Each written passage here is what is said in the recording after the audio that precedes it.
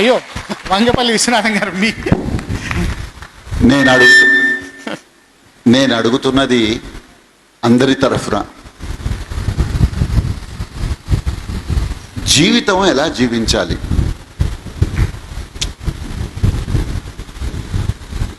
ఇప్పుడు సమయం తక్కువ కాబట్టి క్లుప్తమైన సమాధానం. ఈరోజు సంకల్పం చెప్పుకుని ఒక చక్కని పుస్తకం ఇది. నేను జీవితాన్ని ఎలా జీవించాలి, మీ ప్రశ్న అడగగానే నాకు గుర్తొచ్చింది బుచ్చిబాబు నవల గుర్తొచ్చిందండి. చివరకు మిగిలేదు. ఇదే ప్రశ్నతో ఆ నవలంతా సాగుతుంది. అందులో ఉన్న కథానాయిక ఒక కవర్ ఇస్తుంది. ఈ కవరు చిట్ట చివరికి నువ్వు ఓపెన్ చేసి చూడు, జీవితం అంటే ఏమిటో తెలుస్తుంది అంటుంది. కథ అంతా చెప్పను కానీ ఆ కవర్ అలాగే మర్చిపోతాడు. ఒక చిట్ట చివరి దశకు వచ్చేవరకు ఆ కవర్ గుర్తొస్తుంది. జీవితం అంటే ఏమిటో తెలుసుకోవాలంటే అది ఓపెన్ చేయమని చెప్పేసి అంటారు. కవరు ఓపెన్ చేస్తాడు, ఆతృతగా చూస్తూ ఉంటాడు. అందులో ఒక తెల్ల కాగితం మాత్రమే ఉంటుంది, దాని మీద ఏమీ ఉండదు. జీవితం ఎలా ఉండాలంటే స్వచ్ఛంగా ఉండాలి. నిద్ర లేచిన దగ్గర నుంచి నిద్రపోయే వరకు కూడా.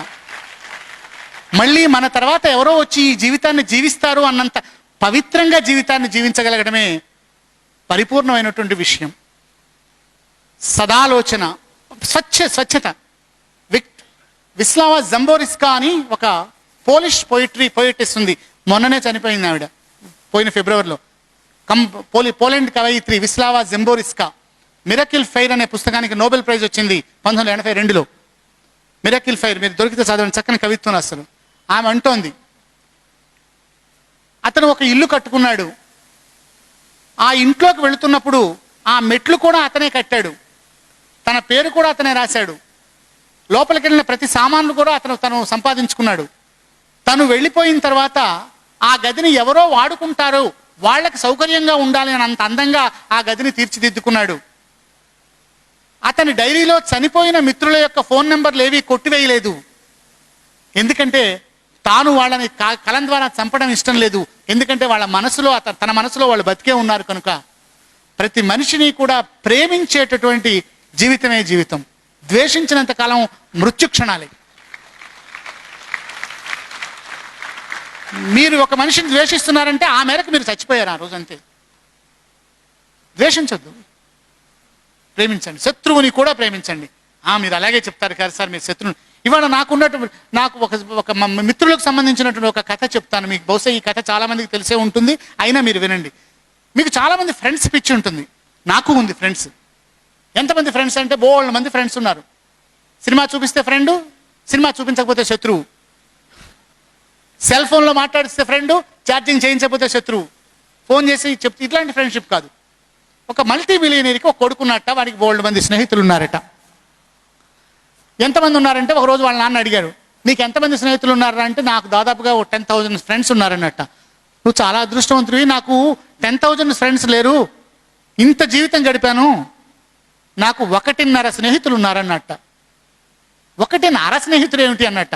1.5 స్నేహితుడే నాకున్నది. ఎలాగా? నువ్వైతే దురదృష్టవంతుడు డాడీ, నాకు 10,000 మంది ఉన్నారు, నీకు 1.5 ఫ్రెండ్ ఏమిటి? 1.5 ఫ్రెండ్ ఏమిటి చెప్తాను చూడు. ఒక పని చేద్దాం, మన ఇద్దరం పందెం పెట్టుకుందాం. నువ్వు వెళ్ళి ఒక పంది పిల్లని పట్టుకురా, ఆ పంది పిల్లని చంపేద్దాం, మూట కడదాం. మూట కట్టి ఒక పసిపిల్లని చంపాను అని చెప్పి మీ స్నేహితులు ఇళ్ళకి వెళ్ళు, నిన్ను ఎవరు రక్షిస్తారో అని చూద్దాం. మా ఫ్రెండ్స్ అందరూ నన్ను రక్షిస్తారని చెప్పేట. సరే వెళ్ళు అని ఒక పందిని తీసుకొచ్చి చంపి గుడ్డ చుట్టేసి ఒక స్నేహితుడి దగ్గరికి వెళ్ళాడు. అనుకోకుండా నేను ఒక అమ్మాయిని ప్రేమించాను, ఆ అమ్మాయి పిల్లడు పుట్టాడు, ఆ పిల్లని నేను చంపేసేసాను, నన్ను పోలీసులు నా వెంట పడుతున్నారు, నన్ను రక్షిస్తావా అన్నట్టు. రావద్దు మా నాన్న ఊరుకోడరా అని చెప్పేసి 10,000 మందిలో 10,000 మంది వాళ్ళని తరిమి కొంతమంది పోలీసులకు కూడా ఫోన్ చేశారు వాడు ఇక్కడే ఉన్నాడని. నిజంగా పోలీసులు వీడు వెంట బాధ మొదలెట్టారు. పోలీసులు చేసి ఎక్కడో ఒక పసిపిల్లాన్ని శవాన్ని తీసుకొని పరిగెడుతున్నారని. డాడీ నిజంగానే పోలీసులు వస్తున్నారు, పట్టేసుకుంటారు, ఎట్లాగంటే డోంట్ వర్రీ, నాకు 1.5 స్నేహితులు ఉన్నారు కదా, వాళ్ళ అడ్రస్ ఇస్తాను, నువ్వు వాళ్ళ దగ్గరికి వెళ్ళు. ముందు 1/2 స్నేహితుడి దగ్గరికి వెళ్ళు, తర్వాత 1 స్నేహితుడి దగ్గరికి వెళ్ళు అనేసరికి ముందు 1/2 స్నేహితుడి దగ్గరికి వెళ్ళాట. తలుపు తట్టాడు. రాత్రి 12 అవుతోంది. అయ్యా నేను ఫలానా సుబ్బారావు గారి అబ్బాయినండి. ఓ, నా అర స్నేహితుడు కొడుక, నిన్ను ఎప్పుడు చూడలేదయ్యా. ఏమిటంటే, లేదండి నేను ఒక అమ్మాయిని మోసం చేశాను, బిడ్డని కన్నాను, ఆ బిడ్డని చంపేశాను, ఆ చేతిలో ఇట్లా ఉంది, ఆ పోలీసులు తనువుకు వస్తున్నారు, నన్ను రక్షించాలి మీరు. నువ్వు సుబ్బారావు కొడుకు కదా, నేను రక్షిస్తాను, కానీ కొంతవరకు ముందు ఆ శవాన్ని మా ఇంట్లో పడేసి నువ్వు వెళ్ళిపో, అంతవరకు నేను సాయం చేస్తాను అన్నట్ట. బాగుందని ఆ శవాన్ని అక్కడ పడేసి వెళ్ళాడు. ఒకటి స్నేహితుడి దగ్గరికి వెళ్ళాడు. అయ్యా నేను సుబ్బారావు గారి అబ్బాయినండి, చంపానండి, ఇట్లా మా స్నేహితుడి దగ్గర శవాన్ని పడేసేసాను, అర స్నేహితుడి దగ్గర. అంటే ఏం భయం లేదు, భోజనం చేసావా నువ్వు, రా ముందు భోజనం చేయి, హాయిగా కూర్చో, మంచిగా ఆనందిస్తూ ఉండు, పాటలు వింటూ ఉండు, అమ్మాయి మా సుబ్బారావు కొడుకు వచ్చాడు భోజనం పెట్టు, నీకేం భయం లేదు అంటే. పోలీసులు వస్తారు. ఏమండి ఒక దొంగ లోపలికి దూరాడు, హంతకుడు దూరాడంటే, హంతకుడు ఎవరు లేరండి, మీరు హంతకుడు కోసం వెతుకుతున్నారా, నేనే హత్య చేశాను, ఒక పసిపిల్లాడిని హత్య చేశాను, కావలిస్తే శవం ఫలానా చోట దాచిపెట్టానండి. వెళ్తాడు. ఆ శవం దగ్గరికి వెళ్ళేసరికి నిజంగా ఒక శవం ఉంటుంది. వీళ్ళిద్దరిని పోలీసులు పట్టుకెడతారు, కోర్టులో పెడతారు. కోర్టులో ఓపెన్ చేసేవరకు అది పందిపిల్ల శవం. జడ్జి ఏమిటి జరిగింది, తండ్రి చెప్తాడు, మా కొడుకుల యొక్క స్నేహితుల పిచ్చి ఇది, నా స్నేహితులు ఇవి. ఇప్పుడు చెప్పండి మీకు ఎంతమంది స్నేహితులు ఉన్నారు?